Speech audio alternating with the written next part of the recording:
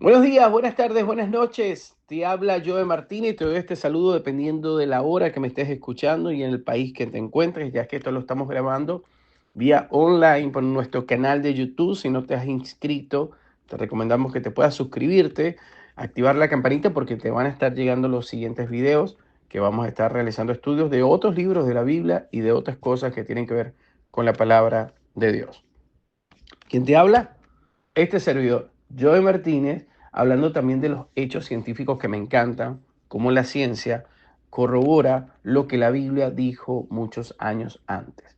¿Sabías que la ciencia llegó a descubrir que en el centro de la Tierra se encuentra no digamos que el centro es fuego, pero sí un calor muy fuerte que casi es como fuego?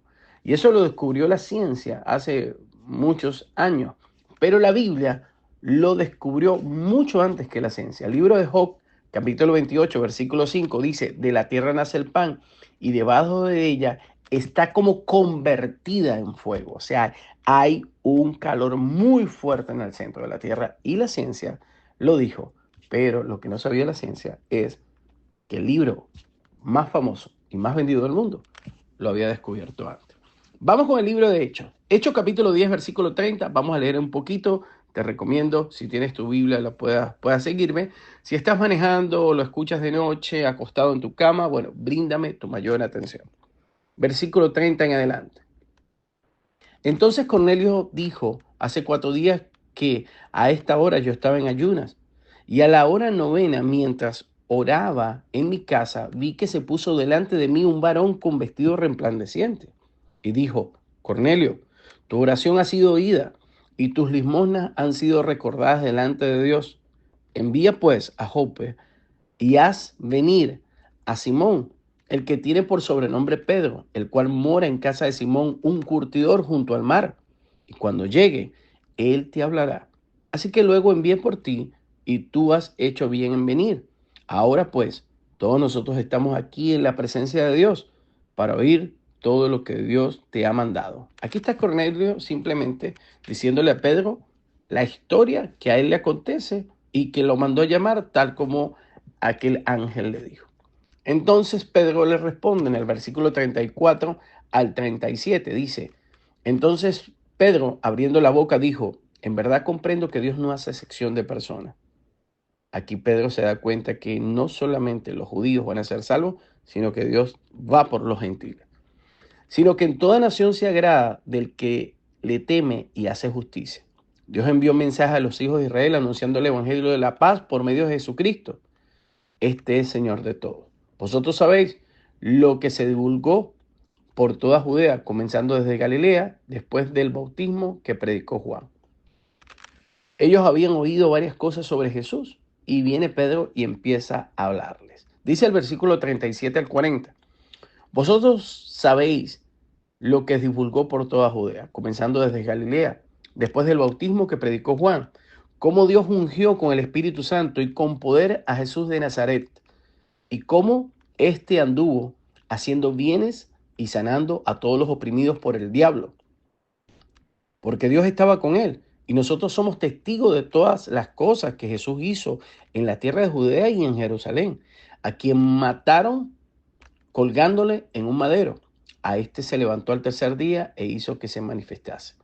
Pedro le presenta los hechos sobre lo que Jesús hizo, lo del madero, porque este es el verdadero mensaje del Evangelio. Murió, fue sepultado y luego resucitó. Dice el versículo 41 al 43, no a todo el pueblo, sino a los testigos que Dios había ordenado de antemano, a nosotros que comimos y bebimos con él, y después que resucitó de los muertos. Y nos mandó, que predicásemos al pueblo y testificásemos que él es el que Dios ha puesto por juez de vivos y muertos. De este dan testimonio todos los profetas, que todos los que creyeren en él recibirán perdón de pecados por su nombre. Pedro predica el evangelio simple y sencillo, hablar de Jesús. El versículo 44 al 48 dice, mientras aún hablaba Pedro estas palabras, el Espíritu Santo cayó sobre todos los que oían el discurso.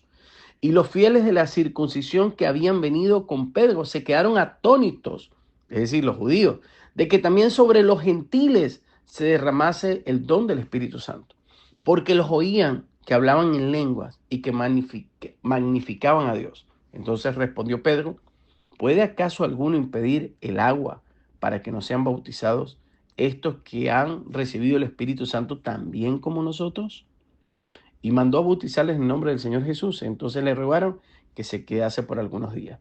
Fíjense que la mayoría de las veces, por no decir todas, el Espíritu Santo obra primero en la persona y luego esa persona se bautiza en agua.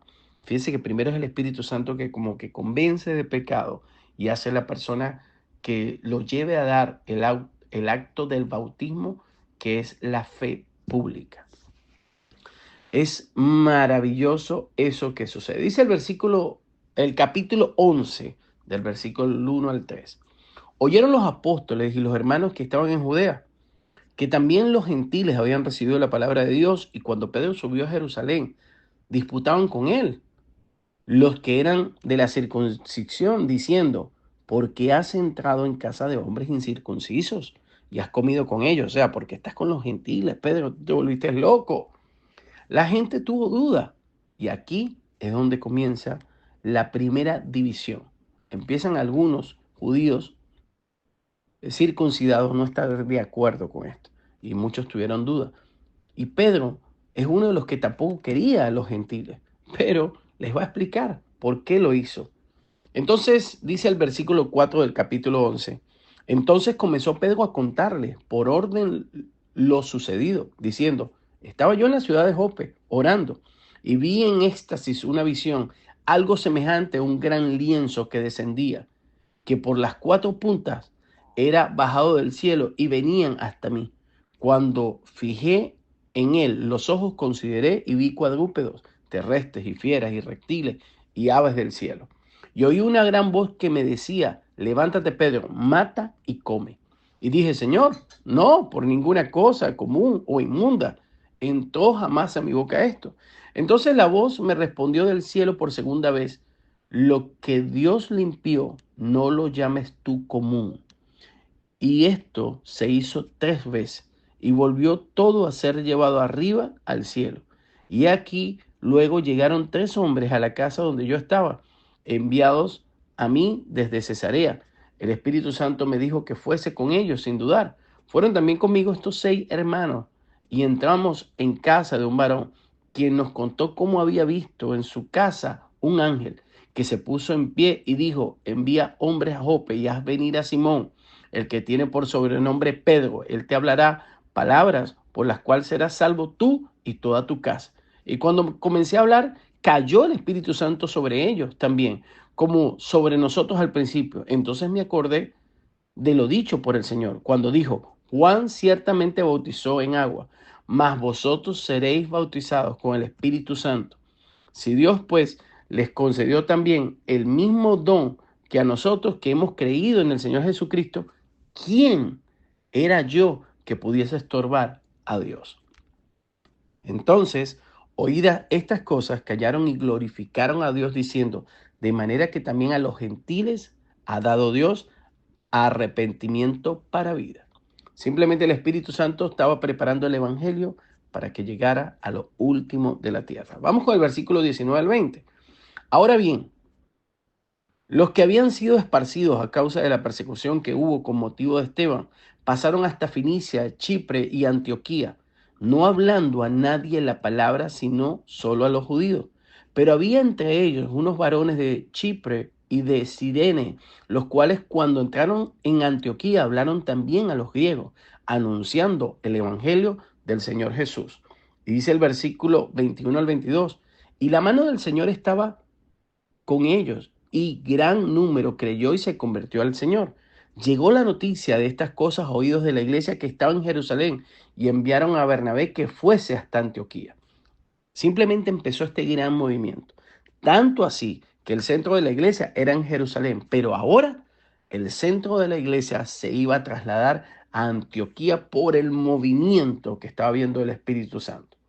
Dice el versículo 23 al 24, cuando llegó, y vio la gracia de Dios, se regocijó, este es Bernabé, y exhortó a todos a que con propósito de corazón permaneciese fiel en el Señor, porque era varón bueno y lleno del Espíritu Santo y de fe, y una gran multitud fue agregada al Señor. Qué maravilloso Bernabé, ¿verdad? Se regocijó, hombre de mente abierta, hombre que sabía que Dios estaba en el asunto. Dice el versículo 25 al 26 del capítulo 11. Después fue Bernabé a Tarso para buscar a Saulo, y hallándole le trajo a Antioquía, y se congregaron allí todo un año con la iglesia y se enseñaron a mucha gente, y a los discípulos se les llamó cristianos por primera vez en Antioquía. Gran dato.